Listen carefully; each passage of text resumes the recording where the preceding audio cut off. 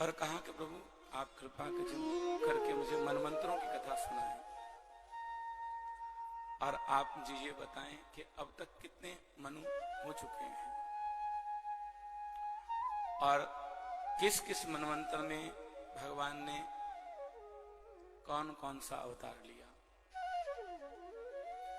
सुखदेव भगवान कहते हैं कि परीक्षित देव, अब तक 6 मनु व्यतीत हो चुके हैं। सबसे पहले मनु हुए स्वयंभू मनु, दूसरे हुए स्वारुचिस, तीसरे हुए उत्तम, चौथे हुए तामस, पांचवें हुए रेवत और छठे हुए चाक्षस। तो परीक्षित ने सुखदेव भगवान के चरणों में प्रणाम करके कहा कि गुरुदेव, चौथे मनवंतर के अंतर्गत, तामस मनवंतर के अंतर्गत जो गज और ग्रह का चरित्र हुआ, आप कृपा करके मुझे वो गज और ग्रह का चरित्र सुनाएं और आप मुझे ये भी बताएं कि उस ग्रह ने गज का पांव क्यों पकड़ा था। सुखदेव भगवान परीक्षित के लिए कहते हैं कि राजन, के आसीद गिरिविरो राजन त्रिकूट इति विश्रुतः। हिमालय की तलहटी में एक त्रिकूट नाम का पर्वत था और उस पर्वत की तलहटी में एक बड़ा सुंदर सरोवर था जिसमें बड़े सुंदर सुंदर कमल के पुष्प खिले हुए थे और उसी तलहटी में एक गज रहता था अपने परिवार के साथ और रोज अपने परिवार के साथ उस सरोवर में स्नान करने के लिए आता था। और जब अपने परिवार के साथ उस सरोवर में स्नान करने आता तो उस समय वो भूल जाता कि मेरे सिर पर काल मंडरा रहा, मृत्यु को भी भूल जाता और आकर के अपने परिवार के साथ उस सरोवर के अंदर स्नान करता, इस बात से अनभिज्ञ कि जिस सरोवर में अपने परिवार के लोगों के साथ मैं स्नान कर रहा हूं उसमें एक ग्रह भी रहता है, एक मगरमच्छ भी रहता है और उस मगरमच्छ से अनजान जल कीड़ा करता था। एक दिन जब अपने परिवार के साथ आया स्नान करने के लिए तो जैसे ही प्रवेश किया उस सरोवर के अंदर तो वो मगर ग्रह जो है जल के अंदर से चलता हुआ आया और आकर के उसने गज का पांव पकड़ लिया और जैसे ही गज का पांव पकड़ा तो गज चिल्लाने लगा, मेरी रक्षा करो, रक्षा करो, रक्षा करो। परिवार के लोगों को बुलाने लगा तो परिवार के लोगों ने पहले बड़ी कोशिश की सहायता करने की कि किसी प्रकार से भी हम ग्रह के बंधन से मुक्त करा करके गज को सरोवर से बाहर ले जाएं। लेकिन जल के अंदर उस ग्रह की शक्ति ज्यादा है और वहां गज और गज के परिवार के लोग कुछ कर नहीं पाए, असहाय खड़े हो गए और जब देखा कि हम सहायता नहीं कर पा रहे हैं तो एक एक करके गज को अकेला छोड़ करके सरोवर से बाहर जाने लगे और 4 प्रहर बीत गए। अब परिवार के लोग बाहर खड़े हैं सरोवर से, गज की पत्नी है, बच्चे हैं, अब बाहर खड़े होकर शोर मचा रहे हैं, कोई आओ, कोई रक्षा करो, कोई आओ, कोई रक्षा करो। और गज युद्ध कर रहा है उस ग्रह के साथ और ग्रह धीरे धीरे धीरे धीरे उस गज को उस सरोवर की दलदल के अंदर खींच कर ले जा रहा है। सारा शरीर धीरे धीरे डूबने लगा। और जब सारा शरीर डूब गया, केवल आंखें और सूंड बाहर रह गई। गज को वो समय प्रलय काल के समान लगने लगा। चारों ओर जल ही जल दिखाई दे रहा है। बस उस सरोवर के अंदर जो कमल के पुष्प खिले हुए थे ना, गज को याद आया कि भगवान नारायण को कमल के पुष्प बड़े प्रिय हैं। अपनी सूंड से कमल का पुष्प तोड़ लिया और भगवान नारायण को याद कर रहा है। और भगवान नारायण को याद करते हुए भगवान से प्रार्थना करता है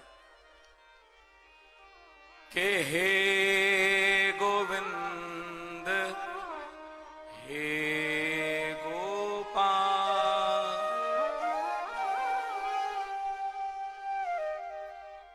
हे गोविंद, हे गोपाल,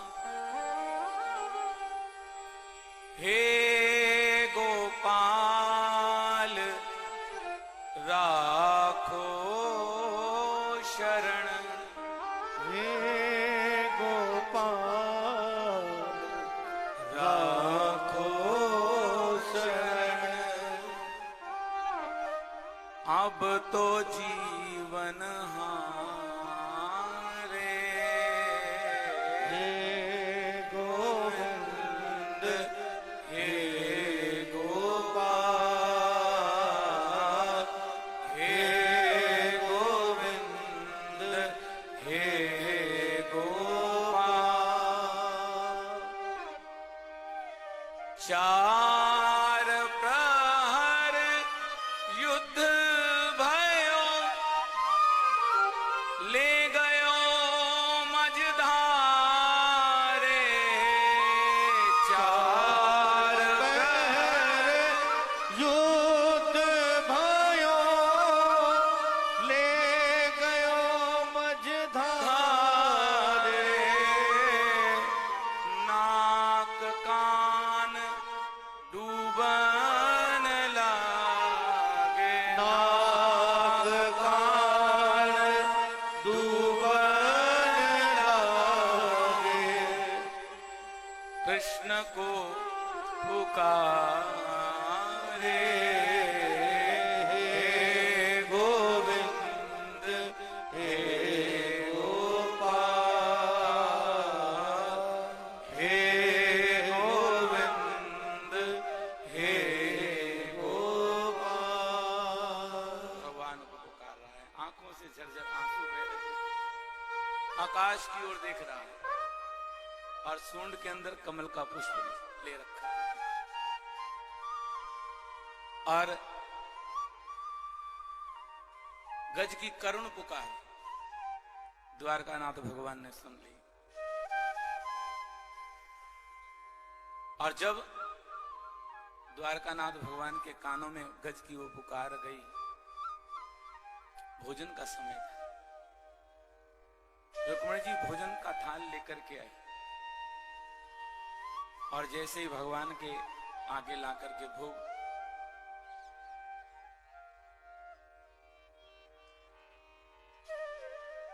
जैसे ही भगवान के आगे लाकर भोग का थाल रखा और भगवान गज की पुकार सुन रहे थे, तो भगवान ने बस थाल के ऊपर से कपड़ा हटाया, भोजन को प्रणाम किया और पुनः कपड़ा वापस ढक दिया और भगवान खड़े हो गए। रुक्मणी जी डर गई। रुक्मणी जी ने कहा, प्रभु आज क्या भोग अच्छा नहीं बना? आपने भोग पाया नहीं? तो भगवान ने कहा, नहीं रुक्मणी जी, आप तो साक्षात अन्नपूर्णा हो।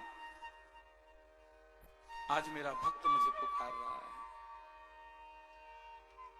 भोजन के कारण कहीं मेरे भक्त की रक्षा करने में देर ना हो जाए। भगवान नंगे पांव अपने महल से बाहर निकले भगवान का वाहन है गरुड़, और बाहर गरुड़ को अभिमान हो गया कि भगवान का वाहन तो मैं हूं, भगवान जाएंगे त्रिकूट पर्वत तो मैं ही तो लेकर जाऊंगा। और देखो ये गज कितना पागल, भगवान की प्रार्थना कर रहा है। अरे भगवान की नहीं, मेरी प्रार्थना करनी चाहिए इसको तो, क्योंकि लेकर तो मैं भगवान को जाऊंगा वहां पर। और भगवान जैसे अपने महल से बाहर निकले, गरुड़ की ओर देखा तो भगवान समझ गए अच्छा गरुड़ को अभिमान हो गया। तो भगवान ने गरुड़ की ओर देखा भी नहीं, और भगवान आकाश मार्ग से नंगे पांव चल पड़े। और गरुड़ भगवान के पीछे पीछे दौड़ रहा है, प्रभु क्षमा कर दो, क्षमा कर दो, क्षमा कर दो। भगवान ने कहा नहीं, अभी तेरे साथ बात करने का टाइम नहीं है, कहीं मेरे भक्त की रक्षा करने में देर ना हो जाए। के द्वारिका में शब्द भयो, शोर भयो भारे। द्वारिका में शब्द भयो, शोर भयो भारे।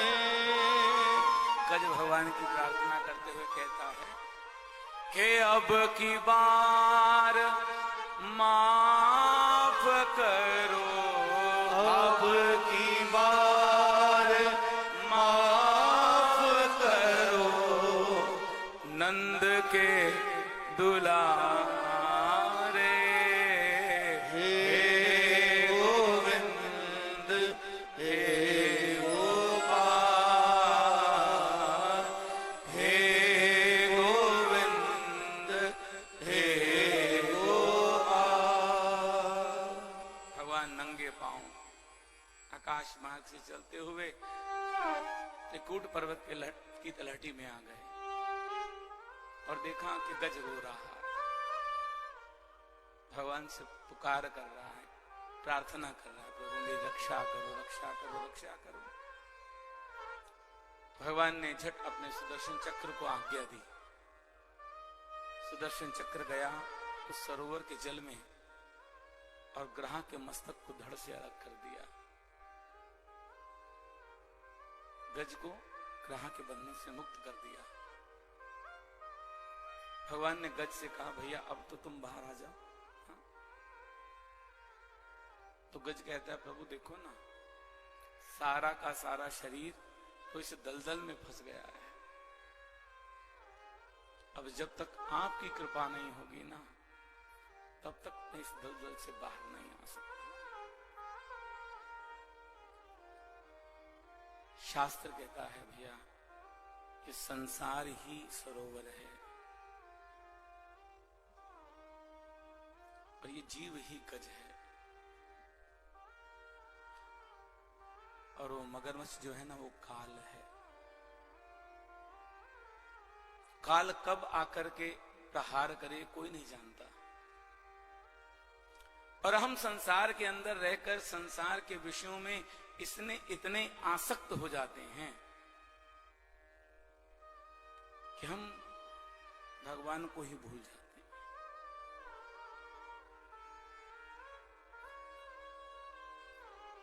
और भगवान की कृपा के बिना हम इस संसार रूपी भव सागर से पार नहीं हो सकते।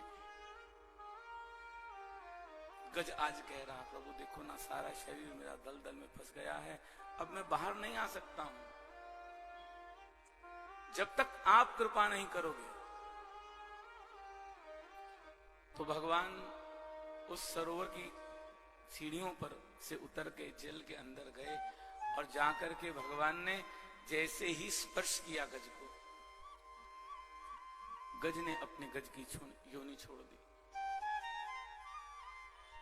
परीक्षित ने जब ये कथा सुनी तो परीक्षित ने कहा महाराज ये गज कौन है, ये ग्रह कौन है? और ग्रह ने गज का पांव क्यों पकड़ा? सुखदेव भगवान कहते हैं कि राजन देख, ये जो गज था ना अपने पूर्व जन्म में राजा था, और इसका नाम था इंद्रदुम्न। एक बार अगस्त ऋषि अपने आश्रम में बैठे थे और ये हाथी पर बैठकर अपनी सेना के साथ जा रहा था। अपनी संपत्ति के अभिमान में, अपने वैभव के अभिमान में ऋषि के आगे से निकल गया और ऋषि को प्रणाम नहीं किया। तो अगस्त ऋषि को क्रोध आ गया और राजा इंद्रदुम्न से कहा कि राजन, तुझे अपने संपत्ति का इतना अभिमान है, तुझे अपने वैभव का इतना अभिमान है कि तू संतों का मान करना ही भूल गया। संत का अपमान करने के कारण हम तुझे श्राप देते हैं। जिस प्रकार से तू गज के ऊपर बैठ करके बड़ा मस्त होकर के जा रहा है ना, जा तू गज की योनि में चला जा। और भैया देखिए, जब जब संतों ने किसी को श्राप दिया, हाँ, संतों को वो श्राप नहीं हुआ, वरदान हो गया उसके लिए। क्योंकि स्वयं भगवान ने आकर अपने हाथों से उन लोगों का उद्धार किया। और जो ये ग्रह था ना, ये अपने पूर्व जन्म में एक गंधर्व था, जिसका नाम था हूहू। देवल ऋषि एक बार गंगा जी में स्नान कर रहे थे, ये भी वहां स्नान करने के लिए पहुंचा। तो देवल ऋषि से परिहास करने के लिए इसने क्या किया, गंगा जल के अंदर डुबकी लगाई और जल में तैरता हुआ गया और जाकर के जल के अंदर से देवल ऋषि के चरण पकड़ लिए। और जैसे इसने चरण पकड़े तो देवल ऋषि डर गए और ये जल से बाहर निकला और जोर जोर से हंसने लगा, डरे हुए संत को देख करके। संत ने कहा कि तुझे इतना अभिमान है अपने रूप का, अपनी संपत्ति का, कि तू संतों से ही परिहास करने लग पड़ा है। जा, जिस प्रकार से तू जल के अंदर से छुप कर आया है ना, और तूने मेरे चरण पकड़े हैं, जा तू ग्रह की योनि में चला जा। भागवत के अंदर गज और ग्रह का जो चरित्र है, इसका बड़ा सुंदर फल भी लिखा हुआ है।